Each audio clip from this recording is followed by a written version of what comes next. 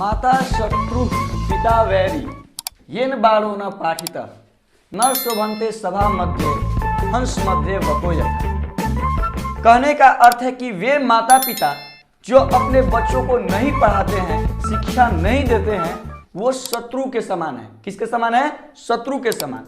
और बुद्धिमान व्यक्तियों के सभा में वे उनके बच्चे ये जो अनपढ़ रह गए हैं वो उसी प्रकार शोभा नहीं देते हैं जिस प्रकार हंसों के बीच में बगुला शोभा नहीं देता। नमस्कार, गुड मॉर्निंग, सत श्री अकाल दोस्तों। मैं mister perfect Prince Bhatt concept science classes के इस यूट्यूब चैनल में आपका तहे दिल से स्वागत करता हूं। आई होप आप लोग सभी अच्छे से होंगे।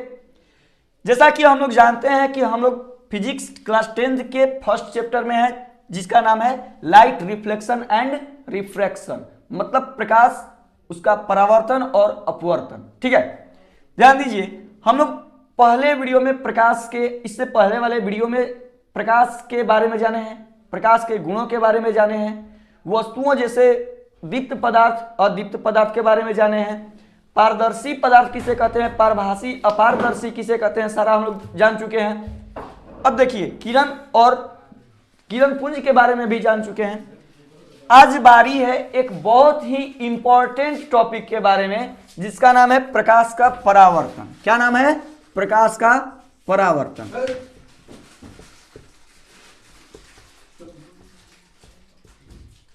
यानी कि reflection of light, reflection of light. भाई लोग इसे बहुत अच्छे से पढ़िएगा क्योंकि ये बहुत ही क्या है, वेरी वेरी इंपॉर्टेंट है। इंपॉर्टेंट ही नहीं, वेरी वेरी इंपॉर्टेंट और बहुत ही इंटरेस्टिंग है। ठीक है, चलिए इसे हम लोग अच्छे से जानते हैं। देखिए प्रकाश का परावर्तन है क्या, इमेजिन कीजिए। देखिए हम लोग बचपन में क्या करते थे, जैसे मान लीजिए हमें क्रिकेट खेलना है, ठीक है, अब कोई बॉलर नहीं मिलता था तो क्या करते थे कि बॉल को लेते थे और दीवार पर फेंकते थे, उधर से बॉल टकरा कर आया वापस, उसके बाद हम क्या करते थे, उसे खेला करते थे। अब यहां पर सोचने वाली बात है कि जब गेंद को हम लोग वहां पर फेंके और वही टकरा कर आया ना, तो उसी टकरा कर वापस लौटने की ही घटना को हम लोग क्या बोलते हैं, परावर्तन बोलते हैं। क्या बोलते हैं? परावर्तन। तो उसी प्रकार लाइट के साथ भी होता है। जब किसी स्रोत से आती है प्रकाश और किसी वस्तु से टकराकर पुनः वापस लौटने लगती है, उसी घटना को हम लोग क्या बोलते हैं, प्रकाश का परावर्तन।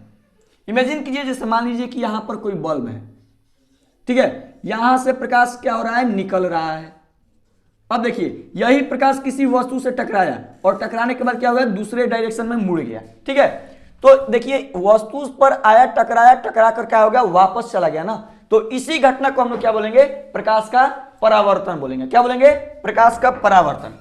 तो प्रकाश का परावर्तन का डिफिनेशन हम लोग कैसे लिख सकते हैं, तो किसी सतह से टकराकर, किसी सतह से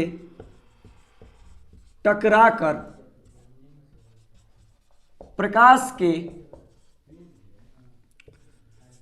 पुनः लौटने की घटना को, पुनः लौटने की घटना को प्रकाश का परावर्तन कहते हैं। परावर्तन कहते हैं। ध्यान दीजिएगा, किसी सतह से टकराकर प्रकाश के पुनः लौटने की घटना को या पुनः वापस लौटने की घटना को ही हम लोग क्या कहते हैं, प्रकाश का परावर्तन कहते हैं। ठीक है, चलिए अब प्रकाश का परावर्तन जो है ये कितने प्रकार का होता है, तो ये होता है 2 प्रकार का। प्रकाश का परावर्तन भी जो है ये कितने प्रकार का होता है, 2 प्रकार का होता है। पहला होता है नियमित परावर्तन, नियमित परावर्तन जिसे हम लोग इंग्लिश में रेगुलर रिफ्लेक्शन बोलते हैं। क्या बोलते हैं? Regular reflection. ध्यान दीजिएगा, नियमित परावर्तन किसे कहते हैं, तो कल हम लोग पढ़े थे समानांतर किरण पुंज के बारे में। समानांतर किरण पुंज क्या है, तो वैसा किरण पुंज जिनमें क्या होता है, सभी किरणें क्या होती है, समानांतर जाती है, एक दूसरे को कभी प्रतिच्छेद नहीं करती है, काटती नहीं है ना। चलिए, तो नियमित परावर्तन किसे कहते हैं, तो जब किसी सतह, किसी स्रोत से आती हुई समानांतर किरणें, कैसी किरणें, समानांतर किरणें क्या होता है, मान लीजिए कि ये वस्तु है, ठीक है, अब क्या हो रहा है कि यहां पर समानांतर किरण पुंज आ रहा है, मतलब कि जो किरणें हैं कैसी आ रही हैं, समानांतर आ रही हैं एक दूसरे के, और जब टकरा कर लौट रही है वापस तो वो कैसे जा रही है, समानांतर ही जा रहे हैं। कैसे जा रहे हैं, समानांतर। मतलब कि जिस घटना में, जिस परावर्तन में समानांतर आती हुई किरणें परावर्तन के बाद कैसी जाए, समानांतर ही जाए, तो उस घटना को हम लोग क्या बोलते हैं, नियमित परावर्तन बोलते हैं। उस परावर्तन को हम लोग क्या बोलते हैं, नियमित परावर्तन। याद रखिएगा कि नियमित परावर्तन के लिए जो हम लोग का सतह होना चाहिए जिस पर प्रकाश टकरा रही है वो कैसी होनी चाहिए, चिकनी। कैसी होनी चाहिए, चिकनी, चिकनी चमेली जैसी नहीं, चलिए, यानी कि स्मूथ सरफेस होना चाहिए। ध्यान दीजिए, नियमित परावर्तन किसे कहते हैं, तो वैसा परावर्तन जिनमें समानांतर आती हुई किरणें परावर्तन के बाद कैसे जाए, समानांतर ही जाए, यानी एक नियम के थ्रू चले, तो उसे हम लोग क्या कहते हैं, नियमित परावर्तन कहते हैं। ठीक, उसके बाद दूसरा जो होता है उसे हम लोग कहते हैं अनियमित परावर्तन। क्या बोलते हैं, अनियमित परावर्तन, यानी इरेगुलर रिफ्लेक्शन। देखिए इसमें क्या होता है, तो जब किसी स्रोत से आती हुई समानांतर किरणें किसी खुरदरी सतह से यानी रफ सरफेस से टकराती है तो क्या होता है कि बिना नियम कानून के इधर उधर, कभी इधर जाएगा, ये कभी इधर चला गया, कभी ये इधर चला गया। देखिए क्या इनमें कोई नियम कानून फॉलो कर रहा है, नहीं चल रहा है ना। तो इस प्रकार के परावर्तन को हम लोग क्या बोलते हैं, अनियमित परावर्तन बोलते हैं। नियमित परावर्तन किसे कहते हैं, तो जब किसी चिकनी सतह से टकराकर समानांतर किरणें परावर्तन के बाद समानांतर ही जाए तो उसे हम लोग नियमित परावर्तन कहते हैं। और जब किसी खुरदरी सतह से यानी रफ सरफेस से टकराकर समानांतर किरणें क्या हो जाए, अनियमित रूप से परावर्तित हो जाए, मतलब बिना किसी नियम कानून से इधर उधर फैल जाए, तो उस घटना को हम लोग क्या बोलते हैं, अनियमित परावर्तन बोलते हैं। ठीक है, तो परावर्तन के कितने प्रकार हुए, दो प्रकार, नियमित परावर्तन और अनियमित परावर्तन। चलिए स्क्रीनशॉट ले सकते हैं। चलिए थोड़ा और दूसरे एग्जाम्पल से इसे समझ लेते हैं। मान लीजिए कि जैसे हम लोग क्रिकेट खेलते हैं तो क्या होता है, पिच जो होता है प्लेन होता है ना, तो पिच प्लेन होता है, हम लोग बॉलर जब बॉल डालता है तो बैट्समैन के पास परावर्तन होकर बॉल क्या होता है, पहुंच जाता है। अगर हम लोग का जो पिच है चिकना है तो कितना आसानी से स्मूथली एकदम पहुंच जाता है बॉल वहां पर। अब इमेजिन कीजिए कि जो हम लोग का फील्ड है वो पिच जो है जुता हुआ खेत है, अब उसमें मिट्टी का इतना कम से कम बड़ा बड़ा टुकड़ा रहेगा। अब उसमें जब हम लोग बॉल फेंकते हैं तो क्या उसमें कोई नियम कानून रहेगा कि हाँ किधर जाएगा बॉल किधर नहीं जाएगा, नहीं, उसमें कोई गारंटी नहीं ना होगा। चलिए, तो जो हम लोग का चिकने पिच पर परावर्तन हो रहा है उसे हम लोग क्या बोल सकते हैं, नियमित परावर्तन, यानी एक नियम के अनुसार वो क्या होता है, बैट्समैन के पास चला जाता है। लेकिन जो जुता हुआ खेत होता है उसमें क्या होता है कि जो खुरदरी सतह से टकराती है बॉल और इधर उधर चली जाती है, तो उस प्रकार के परावर्तन को हम लोग क्या कर सकते हैं, अनियमित परावर्तन कह सकते हैं। ठीक है, चलिए इसके बाद आगे का टॉपिक हम लोग देखते हैं। चलिए तो अब आगे हम लोग चलते हैं, परावर्तन के नियम हमें पढ़ना है। क्या पढ़ना है, परावर्तन के नियम। लेकिन उससे पहले कुछ जो पार्ट है उसके हम लोग उसे समझ लेते हैं। ठीक है, चलिए देखिए, मान लीजिए कि ये कोई सतह हो गया, क्या है ये, रिफ्लेक्टिंग सरफेस है जिस पर परावर्तन की घटना होने वाली है, मतलब ये परावर्तक सतह है। ध्यान दीजिएगा, अब क्या होता है कि कोई प्रकाश का किरण इस पर आकर क्या होता है, टकराता है। ठीक है, और टकराने के बाद क्या होता है, वापस लौटता है। ठीक है, देखिए उसी जिधर से आया उसी रास्ता से वापस लौट गया। अब ध्यान दीजिए कि जो प्रकाश आके इस सतह पर टकरा रही है तो इसे हम लोग क्या बोलते हैं, आपतित किरण। क्या बोलते हैं, जो किरण टकराती है उसे आपतित किरण बोलते हैं, यानी इंसिडेंस रे।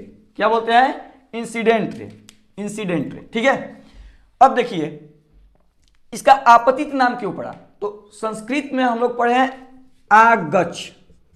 आगच्छ मतलब क्या होता है, आना ना, और पत मतलब क्या होता है, गिरना। पत मतलब गिरना, यानी कि देखिए ये दोनों जो है इसी वर्ड को मिलाकर हम लोग क्या बना है, आपतित बना है। मतलब कि जो प्रकाश की किरणें आकर बिंदु पर मतलब सतह पर टकरा रही है, गिर रही है, उसे हम लोग क्या बोलेंगे? आपतित किरण। क्या बोलेंगे? आपतित किरण। अब देखिए यही किरण जब यहां से टकराई तो टकराने के बाद क्या होता है? वापस लौट रहा है ना, तो परावर्तन के बाद लौट रहा है ना, तो इसका नाम क्या हो जाता है? परावर्तित किरण। क्या हो जाता है? परावर्तित किरण, यानी रिफ्लेक्टेड रे। क्या हो जाता है? Reflected ray. देखिए इसका नाम चेंज हो गया, यही किरण था, इसका नाम चेंज हो गया। जैसे कि हम लोग का इंटरसिटी एक्सप्रेस पटना से भभुआ जाती है या भभुआ से पटना जाती है, तो उसका नाम है क्या? Bhabua Patna intercity express. और पटना पहुंचने के बाद गया रूट में चली जाती है, तो उसका नाम क्या हो गया? पटना गया एक्सप्रेस। चलिए खैर उससे हम लोग नहीं जानेंगे। यहां पर देखिए आपतित किरण किसे कहेंगे? तो वैसा किरण जो आके किसी सतह से टकराती है ना, उसे हम लोग क्या बोलते हैं? आपतित किरण। जो टकरा कर वापस जा रहा है, लौट रहा है, उसे हम लोग क्या बोलेंगे? परावर्तित किरण। ठीक है। और जिस बिंदु पर आकर यह किरण गिर रही है, उस बिंदु को हम लोग क्या बोलेंगे? आपतन बिंदु। क्या बोलेंगे? आपतन बिंदु, यानी पॉइंट ऑफ इंसिडेंस। क्या बोलेंगे? पॉइंट ऑफ इंसिडेंस या आपतन बिंदु। ठीक है, फिर से एक बार समझ लेते हैं। जो प्रकाश की किरण किसी सतह से टकरा रही है उसे क्या बोलेंगे हम लोग? आपतित किरण। जो टकरा कर वापस लौट रहा है उसे परावर्तित किरण। और जिस बिंदु पर आके प्रकाश गिर रहा है उस बिंदु को हम लोग क्या बोलेंगे? आपतन बिंदु। क्या बोलेंगे? आपतन बिंदु। अब देखिए यहां पर एक हम लोग का होता है लंब। अब जैसे ये हम लोग का क्या है? परावर्तक सतह है ना? क्या है? ये परावर्तक सतह है। अब क्या होता है कि सतह पर किसी भी बिंदु पर, ये नहीं कि आपतन बिंदु पर ही, किसी भी बिंदु पर लंब डाल लेते हैं। लंब मतलब समझते ही हैं हम लोग, मैथ्स में पढ़े हैं कि जो किसी सतह के साथ 90 डिग्री का एंगल बनता है ना, 90 डिग्री के एंगल पर होता है, इसे लंब बोलते हैं ना।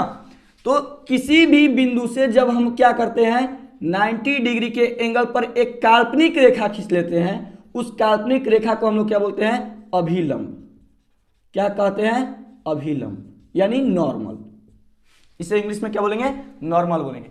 ध्यान दीजिएगा ये क्या होता है? काल्पनिक होता है। ठीक है, ये एक्चुअली इसको एज्यूम किया जाता है। चलिए अब यहां पर हम लोग क्या कहते हैं? आप ये अभिलंब हो गया हम लोग का। अब देखिए आपतित किरण और अभिलंब, ये देखिए इन दोनों के बीच कुछ ना कुछ क्या है? यहां पर झुकाव है। ये इस प्रकार है, इनके बीच कुछ ना कुछ झुकाव है ना, तो इस झुकाव के कारण इनके बीच क्या बनता है? कुछ ना कुछ क्या बनता है? कोण बनता है, एंगल बनता है। ठीक है, तो आपतित किरण और अभिलंब के बीच जो कोण बनता है उसे हम लोग क्या बोलते हैं? आपतन कोण। क्या बोलते हैं? आपतन कोण, जिसे आई से व्यक्त किया जाता है। क्या किसी से व्यक्त करेंगे हम लोग? आई से, यानी कि कोण आई यहां पर क्या है? आपतन कोण है। आपतन कोण यानी angle of incidence. Angle of incidence. अब देखिए यहां पर अभिलंब और परावर्तित किरण के बीच भी कुछ ना कुछ झुकाव है, तो अभिलंब और परावर्तित किरण के बीच जो कोण बनता है उसे हम लोग बोलते हैं क्या चीज?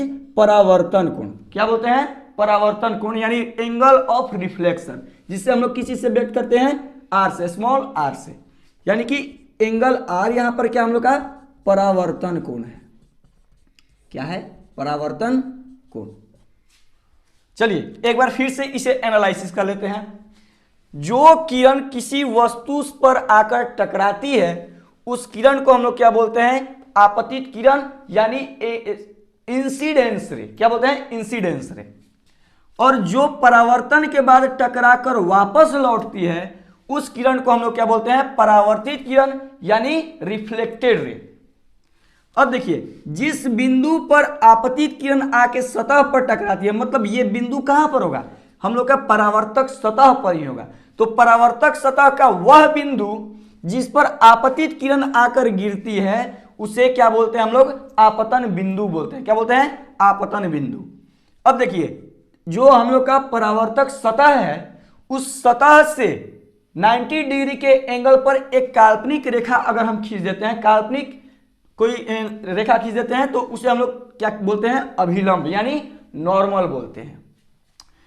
उसके बाद देखिए आपतित किरण और अभिलंब, आपतित किरण और अभिलंब के बीच जो कोण बनता है उसे हम लोग क्या बोलते हैं? आपतन कोण बोलते हैं। क्या बोलते हैं? आपतन कोण, यानी एंगल ऑफ इंसिडेंस, जिसे किसी से व्यक्त किया जाता है? स्मॉल आई से। अब देखिए उसके बाद अभिलंब और परावर्तित किरण के बीच जो कोण बनता है उसे क्या बोलते हैं हम लोग, परावर्तन कोण, यानी एंगल ऑफ रिफ्लेक्शन, जिसे हम लोग किसी से व्यक्त करते हैं स्मॉल आर से। चलिए अगर इसका फिगर किसी को बनाना हो तो स्क्रीनशॉट ले सकते हैं। चलिए अब हम लोग आगे पढ़ते हैं। जो आगे हम लोग का मेन टॉपिक है ये भी बहुत इंपॉर्टेंट है। क्या है, बहुत बहुत इंपॉर्टेंट, यानी वेरी वेरी इंपॉर्टेंट है। चलिए इसका नाम क्या चीज, परावर्तन के नियम। क्या है, ये है परावर्तन के नियम, परावर्तन के नियम यानी laws of reflection, laws of reflection. देखिए परावर्तन जो होता है हम लोग का, प्रकाश का परावर्तन हो, देखिए 9th क्लास में हम लोग ध्वनि के परावर्तन पढ़ चुके हैं ना। तो जिस प्रकार ध्वनि का परावर्तन का नियम होता है उसी प्रकार हम लोग का प्रकाश का भी परावर्तन का नियम सेम टू सेम वही है, केवल ध्वनि के जगह पर क्या हो जाता है, यहां पर प्रकाश हो जाता है। ठीक है, चलिए तो प्रकाश के परावर्तन के कितने नियम है, 2 नियम है। कितने नियम है, 2 नियम। देखिए प्रकाश के परावर्तन के 2 नियम, जिनमें पहला नियम क्या कहता है, यहां पर फिगर में देखते हैं, कहता है कि आपतित किरण परावर्तित किरण, ध्यान दीजिएगा, ये हुआ आपतित किरण, ये हुआ परावर्तित किरण और ये हुआ आपतन बिंदु ना। आपतन बिंदु पर डाला गया क्या, अभिलंब। ध्यान दीजिएगा, आपतित किरण, परावर्तित किरण और आपतन बिंदु पर डाला गया अभिलंब, तीनों क्या होता है, एक तल में होता है, एक ही प्लेन में होता है। ठीक है, चलिए इसे लिख लेते हैं। आपतित किरण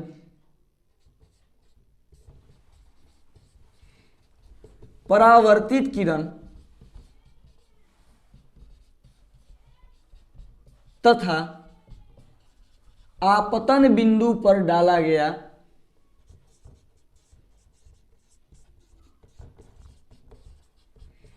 अभिलंब, अभिलंब तीनों एक तल में होते हैं, तीनों एक तल में होते हैं। ध्यान दीजिएगा, प्रकाश के परावर्तन का पहला नियम जो क्या कहता है कि आपतित किरण यह हुआ, परावर्तित किरण यानी ये हुआ और आपतन बिंदु पर डाला गया अभिलंब क्या होते हैं, तीनों एक तल में होते हैं, एक ही प्लेन में होते हैं, सेम प्लेन में होते हैं। ठीक है, उसके बाद जो दूसरा नियम है, ये दूसरा नियम क्या कहता है कि ये जो आपतन कोण है, यानी कि आपतित किरण और अभिलंब के बीच बनने वाला कोण जो है वो परावर्तन कोण, यानी अभिलंब और परावर्तित किरण के बीच जो बनने वाला कोण है उसके बराबर होता है। क्या होता है, बराबर होता है। ठीक है, यानी कि आपतन कोण का मान परावर्तन कोण के बराबर होता है, बराबर होता है। अर्थात यहां हम लोग लिख सकते हैं कि एंगल आई जो है वो किसके बराबर होता है, एंगल आर के बराबर होता है। ये हम लोग का हुआ परावर्तन का दूसरा नियम। ध्यान दीजिएगा, प्रकाश के परावर्तन के कितने नियम हैं, 2 नियम हैं। पहला नियम बोलता है कि आपतित किरण, परावर्तित किरण और आपतन बिंदु पर डाला गया अभिलंब क्या होते हैं, एक तल में होते हैं, एक ही प्लेन में होते हैं। ठीक है, उसके बाद दूसरा नियम क्या कहता है कि आपतन कोण जो है उसका मान क्या होता है, परावर्तन कोण के बराबर होता है। ठीक है, चलिए इसे स्क्रीनशॉट ले सकते हैं। आज के क्लास में बस इतना ही, कल मिलेंगे अगले टॉपिक में, तब तक बने रहिए हमारे साथ। और हाँ, प्लीज इस चैनल को सब्सक्राइब कर लीजिए अगर नहीं किए हैं तो, और वीडियो को लाइक कीजिए, क्योंकि आप लोग लाइक करते हैं उतना ही हमें क्या होता है, हमारे अंदर जुनून आता है कि हाँ हम कुछ बेहतर दे रहे हैं, कुछ और भी बेहतर कर सकते हैं। ठीक है, चलिए मिलते हैं अगले वीडियो में। धन्यवाद।